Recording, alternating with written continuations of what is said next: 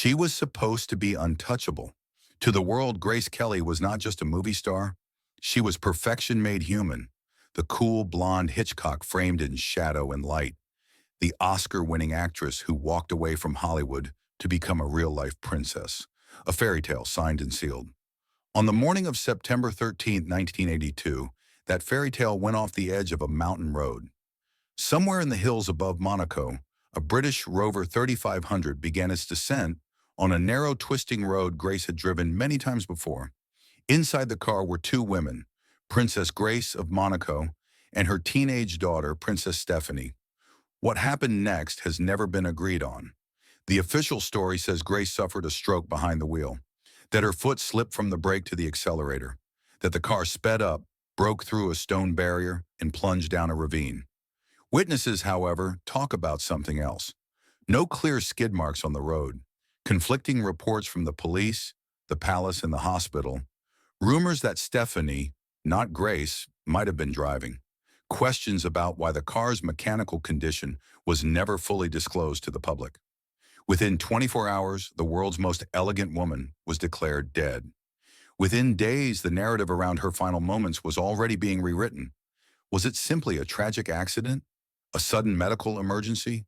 Or did the royal fairy tale hide tensions, secrets, and pressures that never made it into the official version? This is not just the story of a beautiful actress who became a princess.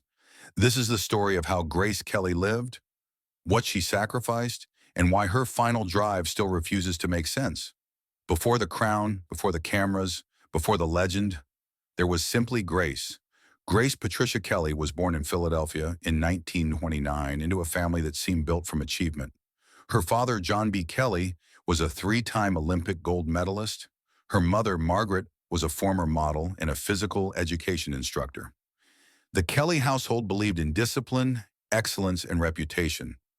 A home where success was expected, not celebrated. But Grace was different from the rest of them. Quiet, introverted, a dreamer in a family of competitors. Where her siblings chased trophies and medals, Grace chased stories. She locked herself in her room, rehearsing lines in the mirror, imagining stages far from the rigid world she grew up in. She wrote letters to herself, describing the life she wished she could live, a life where she wasn't the quiet Kelly child, but someone the world finally saw. At school, teachers described her as gentle, poised, almost fragile, but with an inner determination sharper than anyone realized. She had a presence that felt timeless even before the world knew her name. When Grace announced she wanted to become an actress, her family dismissed it as a phase. Her father famously said, "Acting isn't a real job."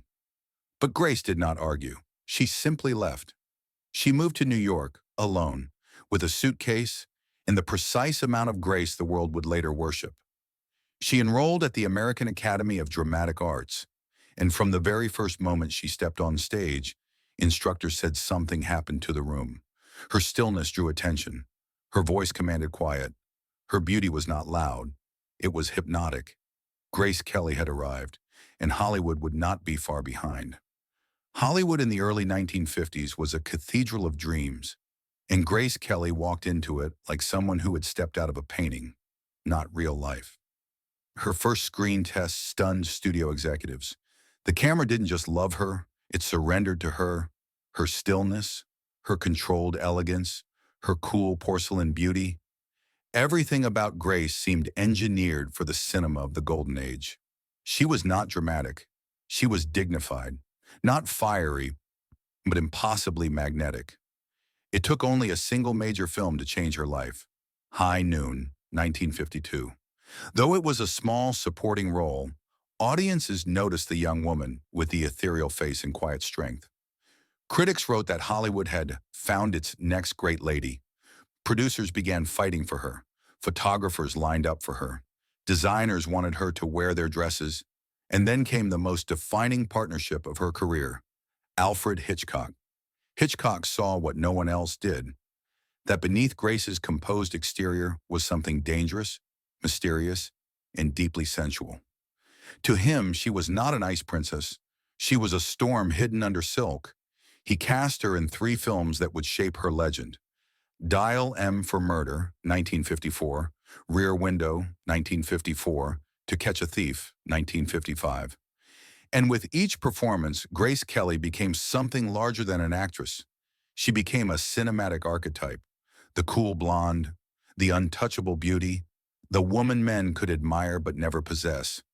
She won an Academy Award for The Country Girl, 1954, shocking critics who believed she was too perfect to portray a woman scarred by hardship. Her performance proved them all wrong. By 1955, Grace Kelly was at the very peak of Hollywood, the most photographed woman in the world, the star every director wanted, the style icon, every magazine chased the actress. Young women tried to imitate the fascination of men worldwide. But fame has a strange echo. The more the world adored Grace Kelly, the more she felt herself disappearing behind the image. Her public persona was immaculate, flawless, controlled.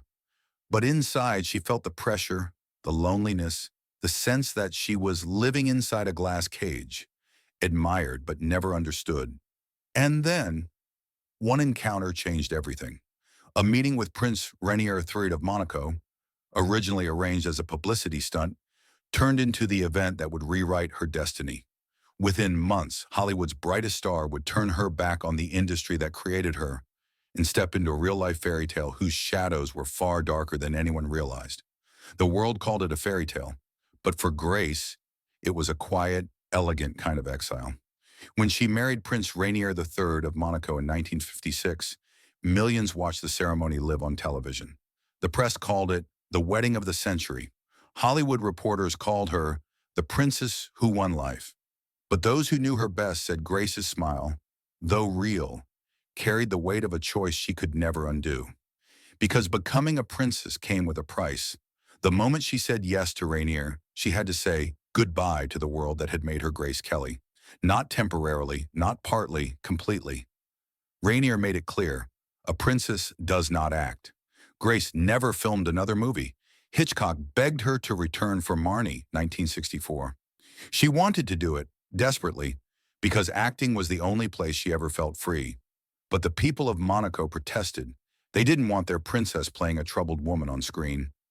Rainier shut the door. Publicly, Grace framed it as her choice. Privately, she admitted the loss felt like a death. Life inside the Monaco palace was beautiful and suffocating. Grace, who loved independence, was suddenly surrounded by royal protocols, constant surveillance expectations. She could never fully meet a language she struggled to master, a nation that did not yet accept her. Behind closed doors, she felt isolated, cut off from the friends, the industry, and the creative world that had once filled her with purpose. Even her marriage, praised as perfect, held fractures the public never saw. Rainier's temper, long periods of emotional distance power, struggles, disagreements about how their children should be raised, and Grace's recurring sense of loneliness. Biographers describe her private life with one word: contained. She was adored, but she was not free. By the 1970s, Grace's life was divided into two realities. Public reality, the elegant princess, serene, polished, unfailingly graceful. Private reality, a woman fighting migraines, stress, fading independence, and the emotional fatigue of 2 decades living inside expectations she never asked for. Friends noticed she became more reflective, more withdrawn, more haunted by the life she left behind. She spoke of missing acting, not the fame, but the expression, the creativity, the escape it offered. Even her children later admitted she gave up too much for too long. Grace Kelly, the goddess who once captivated Hitchcock's lens, began to feel like a figure trapped inside her own legend. And then came September 1982, the day her world would break open in ways no one could have predicted. The final day of Grace Kelly's life began not with drama, but with routine.